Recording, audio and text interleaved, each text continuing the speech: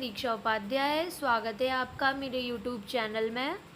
मैं आपके लिए लेके आई हूँ कॉम्प्लीमेंट वर्ड। जैसा कि मैंने पिछली अपनी वीडियो में बात की थी एड्रेस के बारे में, यहाँ पे मैं एक डिक्शन की छोटी सी प्रॉब्लम्स के बारे में बात करूँगी। डिक्शन की प्रॉब्लम मीन्स होता है जैसे कि यहाँ पे ई है और यहाँ पे आई है, यहाँ पे AIS है, यहाँ पे AIN है। तो यहाँ पे मैं जो मेन वर्ड है जिसके बारे में आज बात होगी वो है कॉम्प्लीमेंट।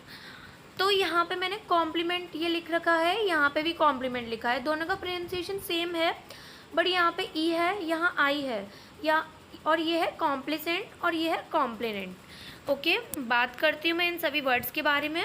और यहाँ पे मैंने लिख रखा है always keep smiling because smile is your power. Okay, apply कीजिए।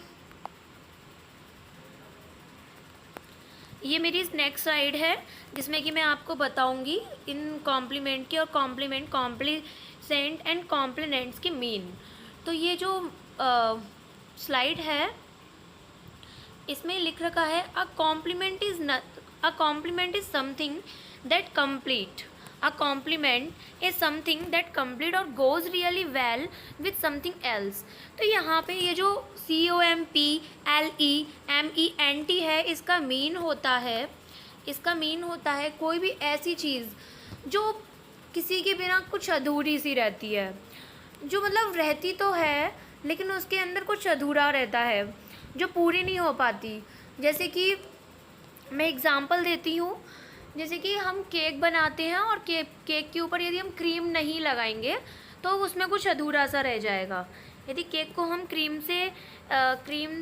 नहीं लगाएंगे उसके ऊपर तो वो कुछ अधूरा सा रह जाएगा। उसी तरह से जैसे हम खाना खाते हैं, भोजन किया शाम को, और हमें उसके बाद थोड़ा मिठाई चाहिए होती है, और मिठाई खाने के बाद हमें लगता है हाँ इट्स कंप्लीट, तब लगता है कि हाँ अब हो गया कंप्लीट, अब कोई प्रॉब्लम नहीं है, अब ये कंप्लीट लग रहा है। तो इसको हिंदी में बोलते हैं पूरक या फिर संपूरक। इसे बोलते हैं हिंदी में पूरक और संपूरक, ये दोनों मीन होते हैं इसके। ओके, अब मैं एग्जाम्पल देती हूँ कि कॉम्प्लीमेंट का क्या एग्जाम्पल होता है। A compliment is something that complete. ये खुद से डेफिनेशन में इसकी जो एक्सप्लेनेशन लिखा हुआ है इसमें ये खुद बोल रहा है a compliment is something that complete, मतलब कुछ ऐसा जो पूरा हो। ओके, तो मैं एक एग्जांपल लेती हूँ।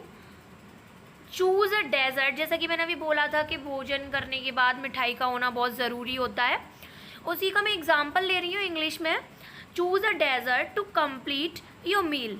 अपने भोजन के पूरक के लिए मिठाई चुनें। इट मीन्स मतलब भोजन को पूरा करने के लिए कोई मिठाई लें, किसी मिठाई का होना ज़रूरी है, तभी भोजन पूरा होता है। ठीक है, नेक्स्ट में इसका बता रही हूँ। नेक्स्ट इसको हम यदि हम इसमें RY लगा देती हैं कॉम्प्लीमेंट में, यदि हम यहाँ पे RY लगा देती हैं, यहाँ पे RY लगा दिया तो ये एडजेक्टिव का काम करता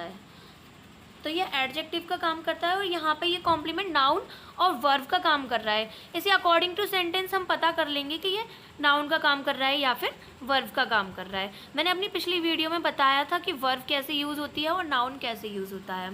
ओके, तो कॉम्प्लीमेंट को यदि RY लगा देंगे तो यह एडजेक्टिव हो जाएगा। कॉम्प्लीमेंट का ग्रामेटिकली एक और मीन निकल के आता है, वो होता है कि जैसे कि कोई सेंटेंस है, अच्छा मैं इसको एक बार इंग्लिश में बोल के बता रही हूँ, इसका पूरा मीन क्या होता है। कॉम्प्लीमेंट को ग्रामेटिकली बोला जाता है complement is the part of word, और phrase that completes the predicate and give the information, it means इसका मैं एक एग्जांपल दे रही हूँ about the subject। ये जो कोई भी इंफॉर्मेशन देता है, सेंटेंस तो कंप्लीट हो जाता है, सेंटेंस कंप्लीट होने के बाद भी जो इन्फॉर्मेशन रह जाती है ये सब्जेक्ट के बारे में बताता है। ओके, तो मैं एक एग्जांपल देके बता रही हूँ। दे टोल्ड मी, ये कोई छोटा सा एग्जांपल ले रही हूँ मैं। They told me. अब इसके बाद मैंने लिख दिया यहाँ पे कॉमा लगा के नथिंग नथिंग, ये लिख दिया मैंने नथिंग। तो यहाँ पे दे टोल्ड मी में सेंटेंस पूरा ऑलमोस्ट कंप्लीट है। ये ऑब्जेक्ट हो गया मी, ये सब्जेक्ट हो गया, फिर ये क्या है, सब्जेक्ट हो गया, ऑब्जेक्ट हो गया, फिर ये नथिंग क्या है, नथिंग है कॉम्प्लीमेंट जो सेंटेंस को पूरा कर रहा है। ये अपना कनेक्शन बता रहा है सब्जेक्ट के साथ। ठीक है, क्लियर। अब मैं बात करती हूँ, एक दो एग्जाम्पल और देती हूँ जिससे कि ये कॉम्प्लीमेंट वर्ड बिल्कुल क्लियर हो जाए, क्योंकि वीडियो इसी के ऊपर बनाई जा रही है तो इसका क्लियर होना बहुत ज़रूरी है। तो मैं नेक्स्ट इसका मीन लेती हूँ, नेक्स्ट इसका एग्जाम्पल दे रही हूँ। जैसे मैंने अभी बोला था केक पे यदि क्रीम नहीं होगी तो वो कंप्लीट नहीं होता, तो मैं एक एग्जांपल दे रही हूँ, cake and chocolates, cake and chocolates complete each other perfectly. Cake और जो चॉकलेट होते हैं ना वो एक दूसरे को कंप्लीट करती है परफेक्टली, परफेक्टली कंप्लीट करते हैं। It means it's a compliment, it's a compliment. जैसे कि मैं हिंदी में बता दे रही हूँ, आकाश और धरती एक दूसरे के पूरक हैं, पति और पत्नी एक दूसरे के पूरक हैं। इसी तरीके से केक और चॉकलेट एक दूसरे को मतलब पूरा करते हैं, एक दूसरे को पूरा बनाने में मदद करते हैं। ओके, अब मैं एक एग्जांपल दे रही हूँ। यहाँ पे तो मैंने सारे जितने भी एग्जांपल दिए थे, जैसे कि cake and chocolates complement each other perfectly. तो यहाँ पे जो कॉम्प्लीमेंट है ना, ये एज अ वर्ब यूज़ हो रहा है। कैसे यूज़ हो रहा है? As a verb. तो मैं एक नाउन का एग्जाम्पल ले रही हूँ। एज अ नाउन हम बोल सकते हैं the rare old brandy was perfect complement to the delicious meal. मतलब एक स्वादिष्ट भोजन को कंप्लीट करने के लिए ना, जो मतलब इसमें एग्जाम्पल में ये बोल रहा है the rare brandy old brandy, sorry, ये बोल रहा है कि द रेयर ओल्ड ब्रांडी, बहुत पुरानी ब्रांडी, जो सबसे पुरानी दारू होती है ना वो सबसे ज़्यादा स्वादिष्ट होती जाती है। बोलते हैं सबसे पुरानी दारू सबसे ज़्यादा स्वादिष्ट होती है। पुरानी ब्रांडी स्वादिष्ट भोजन का सही पूरक है। ओके, यहाँ पे जबकि वॉज लगा है तो यहाँ पे ये बोल देंगे हम the rare old brandy was perfect complement to the delicious meal. It means हो गया दुर्लभ पुरानी ब्रांडी स्वादिष्ट भोजन का सही पूरक थी। मतलब सबसे पुरानी ब्रांडी, जो बहुत पुरानी ब्रांडी है, वो भोजन का सही पूरक थी।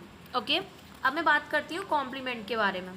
ओके, ये है कॉम्प्लीमेंट। इस कॉम्प्लीमेंट का मीन होता है किसी की तारीफ़ करना, किसी की तारीफ़ करना। जैसे कि हम फेसबुक पे, व्हाट्सएप पे कमेंट्स में ऑलमोस्ट हम तारीफ़ करते रहते हैं, तो ये क्या हो जाता है, ये कॉम्प्लीमेंट हो जाता है। किसी को कॉम्प्लीमेंट देना, you are looking so gorgeous, your dress is very expensive, wow, ऐसे करना, ऐसे किसी को मतलब कॉम्प्लीमेंट देना, ये क्या हो जाता है, कॉम्प्लीमेंट, तारीफ़ करना, अभिनंदन करना, प्रशंसा करना। इसका मतलब होता है अ रिमार्क और एक्ट, ये कि लिख रखा है मैंने, अ रिमार्क और act expressing praise and admiration. Okay, तो इसका मीन क्या हो जाएगा, अ रिमार्क और act expressing praise and admiration. मतलब एक टिप्पणी या कार्य, प्रशंसा या फिर प्रशंसा व्यक्त करना, किसी के ऊपर टिप्पणी करना, ओके, किसी की प्रशंसा करना, ये सब क्या हो जाता है, कॉम्प्लीमेंट हो जाता है। कॉम्प्लीमेंट का मैं एक एग्जांपल ले रही हूँ, कॉम्प्लीमेंट्स टू समवन। ओके, या फिर मैं दूसरा एग्जांपल ले रही हूँ, she compliments him on his excellent work. Okay, ये बहुत ईजी सा है, ये सभी लोग जानते होंगे, इससे सब फेमिलियर होते हैं। It's not a big deal कि इसको मैं बहुत ज़्यादा एक्सप्लेन करूँ। जिन वर्ड्स को एक्सप्लेन करने की ज़रूरत है मैं उनको एक्सप्लेन कर रही हूँ। नेक्स्ट वर्ड पे आती हूँ मैं, कॉम्प्लेसेंट। कॉम्प्लेसेंट का यूज़ क्या होता है इसके बारे में बात करेंगे। ये है हमारा नेक्स्ट वर्ड, कॉम्प्लेसेंट। कॉम्प्लेसेंट, इसके बारे में बात करेंगे। तो हम बात कर रहे थे कॉम्प्लेसेंट के बारे में कि कॉम्प्लेसेंट क्या होता है। Complacent, willing to please other polites, willing to please others polite and doing what other people want. It means दूसरों को विनम्र बनाकर खुश करते हैं, या फिर दूसरों के लिए कुछ ऐसा करना जिससे उन्हें खुशी मिले। ओके, इसका मतलब ये निकल के आता है।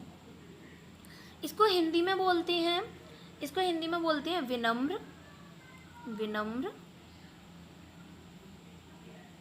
विनम्र, और दूसरा हो गया इसका हिंदी में सुशील। ठीक है, इसका मीन एकदम क्लियर हो गया होगा। Willing to please others, polite and doing what other people want. Complaisant का मतलब होता है विनम्र और सुशील, और ऐसा कोई काम करना जिससे कि दूसरों को खुशी मिलती है, कुछ ऐसा काम करना। अब इसके नीचे इसको मतलब एक वर्ड के साथ और मैं एक्सप्लेन करूँगी जिसके साथ बहुत बड़ी कन्फ्यूज़न होती है, जो कि मैंने स्लाइड में मेंशन नहीं किया है। तो यहाँ पे हम बोल सकते हैं कॉम्प्लिसेंट इज समटाइम्स कन्फ्यूज्ड विद कॉम्प्लिसेंट।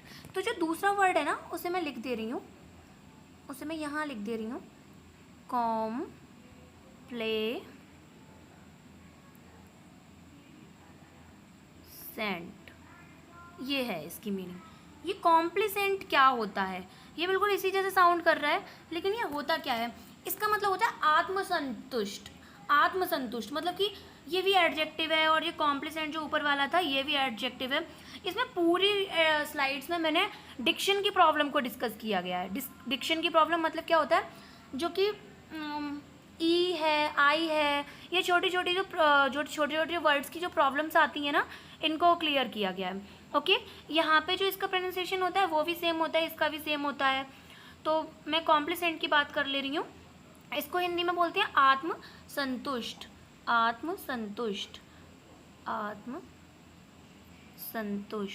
इसको हम एग्जाम्पल इसका दे सकते हैं, I am कॉम्प्लिसेंट with my job, मतलब कि मैं अपनी जॉब के साथ बहुत संतुष्ट हूँ, मुझे कुछ और की ज़रूरत ही नहीं है, अरे ठीक है मेरा इससे काम हो जाएगा। इस तरीके से हम इसको लिख सकते हैं, I am कॉम्प्लिसेंट with my job.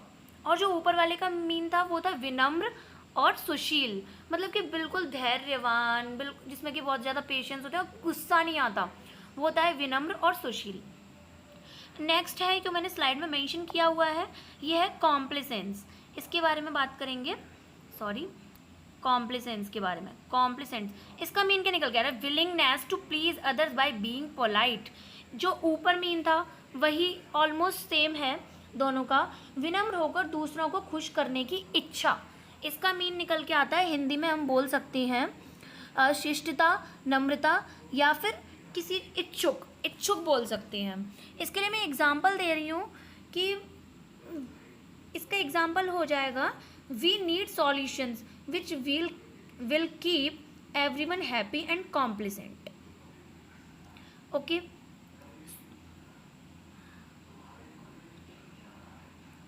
कॉम्प्लिसेंट is sometimes confused with complacent. ये जो मैंने अभी बताया था, जो कॉम्प्लिसेंट और कॉम्प्लिसेंट का दोनों का बताया था, जो ऊपर वाले का मीन है वो है विनम्र और सुशील, और दूसरे वाले का बताया था वो होता है आत्मसंतुष्ट।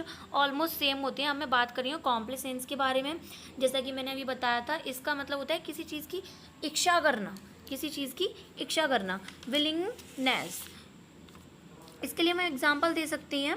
इसका एग्जाम्पल हो सकता है, मतलब कि एक एग्जाम्पल ले रहे हैं जो कि अभी चल रहा है, इसको हम बहुत इजीली समझ सकते हैं। जैसे कि मिस्टर ट्रम्प हैं अमेरिका के राष्ट्रपति, और उन्होंने अपने यहाँ के प्रधानमंत्री को बोला कि प्रधानमंत्री के लिए एक लेटर भेजा, और उसमें वो बोलती हैं कि मेरी बहुत इच्छा है उनके साथ काम करने की। ओके, इसमें क्या हो जाएगा? विलिंगनेस यूज़ हो जाएगा। इसमें विलिंगनेस का यूज़ करेंगे हम, यहाँ पे विलिंगनेस का यूज़ करेंगे। तो हम इसे इंग्लिश में करके देखते हैं कि इसको हम किस तरीके से विलिंगनेस में यूज़ करते हैं। तो विलिंगनेस का क्या है यूज़, इसको हम यूज़ करके देखेंगे तो बहुत अच्छे से क्लियर हो जाएगा। Mister Trump wrote a letter from America to Modi to express his willingness to work with him. Mister Trump ने मोदी के लिए अमेरिका से एक लेटर लिखा और उसमें अपनी इच्छा जाहिर की। ठीक है, इसका मीन्स ये होता है। अब हम आते हैं नेक्स्ट वर्ड पे।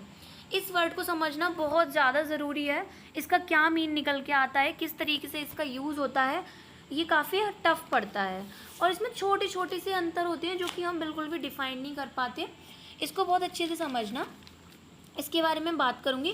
कॉम्प्लेनेंट का मतलब होता है शिकायतकर्ता। क्या होता है? शिकायत करता। इसका मतलब होता है शिकायतकर्ता। और इसमें लिखा भी हुआ है, मैंने यहाँ मेंशन किया हुआ है स्लाइड में कि इसमें क्या लिखा है। अ person who makes a formal complaint, a person who makes a formal complaint, यहाँ ये लिख रखा है मैंने, अ person who makes a formal complaint. तो इसका मीन होता है जो कि, इसको मतलब हम क्या कह सकते हैं, इसका सिनोनिम होता है प्लेंटिफ। इसको ना कंप्लेंट को हम लॉ टर्म में यूज़ करती हैं, लॉ टर्म में यूज़ करती हैं, जैसे कि अ person who makes a formal complaint in law court, इस तरीके से हम यूज़ करते हैं। जैसे कि किसी के साथ कुछ बुरा हुआ और उसने कंप्लेंट कर दी, तो इसे हम लॉ टर्म में यूज़ करते हैं। इसको मैं लॉ टर्म में पूरा डिफाइन करूँगी, इसे किस तरीके से लॉ टर्म में यूज़ किया जाता है। शिकायतकर्ता बोलते हैं इसे, परिवादी बोलते हैं और अभियोगकर्ता बोलते हैं। शिकायतकर्ता कंप्लेनेंट, अभियोग परिवादी और अभियोगकर्ता। इसका मीन क्या होता है? मैं वादी की बात करूं तो वादी को लॉ टर्म में जो इसका यूज़ होता है उसको हम इंग्लिश में बोलते हैं प्लेंटिफ। प्लेंटिफ का मतलब होता है केस को सूट करने वाला, जो कि केस को सूट करेगा ना वो प्लेंटिफ होगा। और इसका जो एंटोनियम निकल के आता है वो निकल के आता है डिफेंडेंट। क्या निकल के आता है? डिफेंडेंट। मतलब कि प्लेंटिफ हो गया जिसने की प्लेंटिफ, मैं यहाँ मीनिंग लिख दे रही हूँ प्लेंटिफ की, प्लेंटिफ,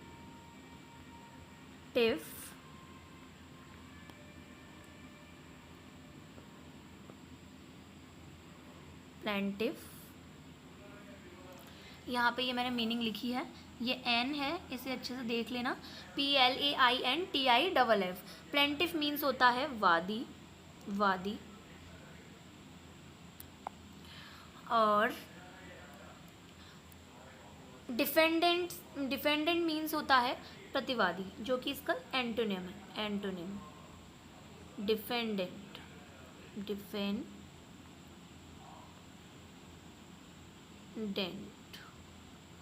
ये होता है एंटोनिम।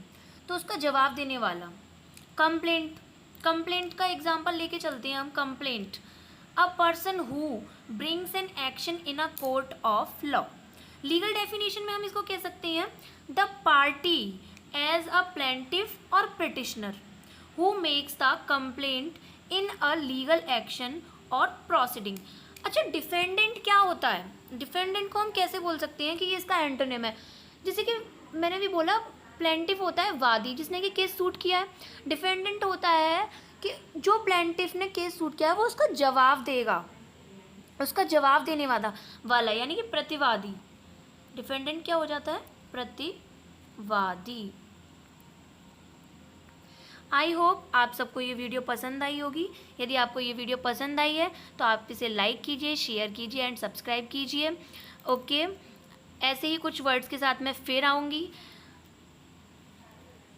अगली नई वीडियो लेकर। तब तक के लिए बाय बाय, टेक केयर।